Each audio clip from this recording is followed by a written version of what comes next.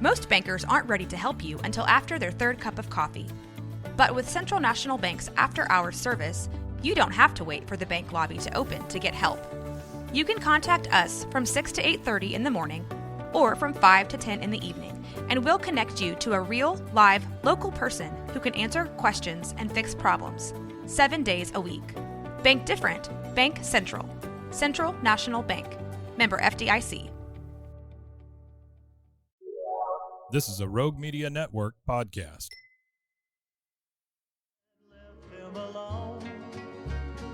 The Waco History Podcast is sponsored by Brotherwell Brewery on historic Bridge Street in Waco. Welcome to the Waco History Podcast. We're going to air for you over the next few months a special series of Waco History Living Stories. These were segments that were originally aired on KWVU here in Waco. They were produced by the Institute for Oral History editor, Michelle Holland, and narrated by two fabulous narrators, Louis Maze and Kim Patterson.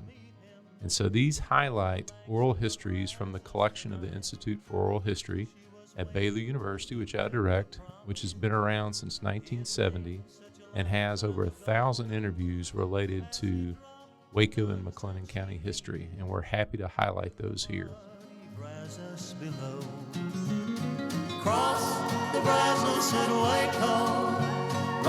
The best way to take a break from the Texas heat is summertime swimming. Let's hear some living stories, vignettes about that.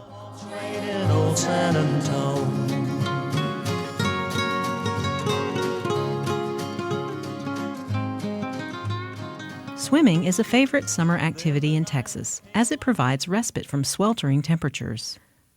Charles Armstrong grew up in the Bells Hill area of Waco and describes where he and other boys would go to cool off. And from 29th Street over where the Baylor Stadium is now, there was a fence across there, and it wasn't anything but mesquite patch up where the stadium is. And it had, back over by the railroad track, had a creek come through there, and it's pretty clear water, and had swimming hole up there called Little Lake. Mm-hmm. And we'd go up there and go swimming in Little Lake.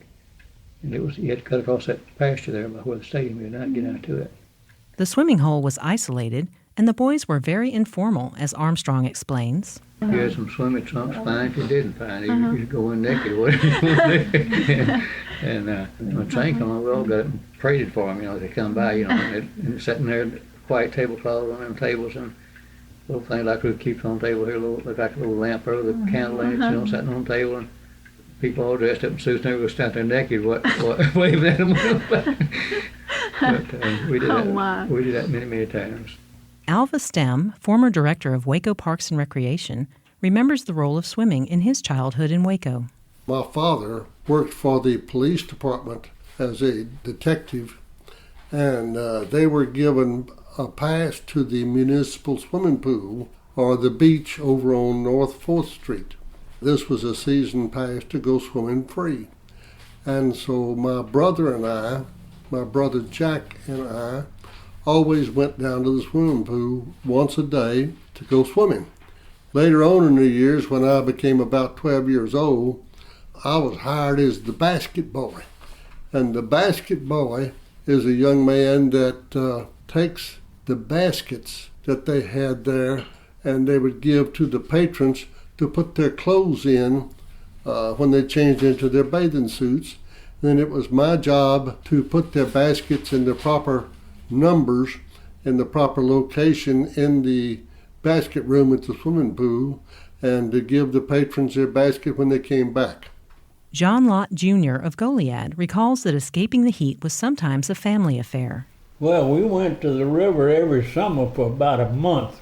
Cousin Henry and Cousin Ella and Virginia May, Aunt Helen and Happy and Butch and our family, and had Hattie and Hatch, and we had tents, and we camped down there at the bend.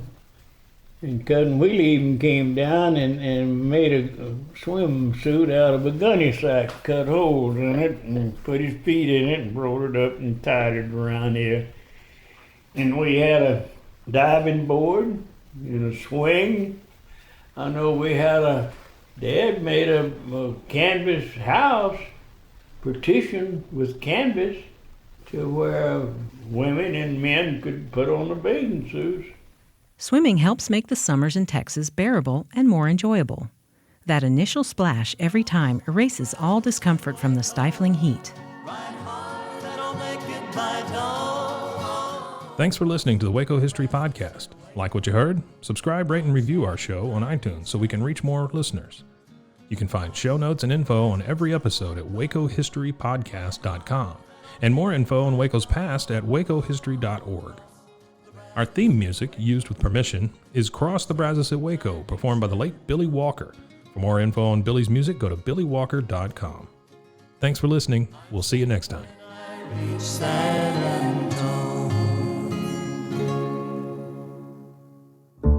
This has been a Rogue Media Network production.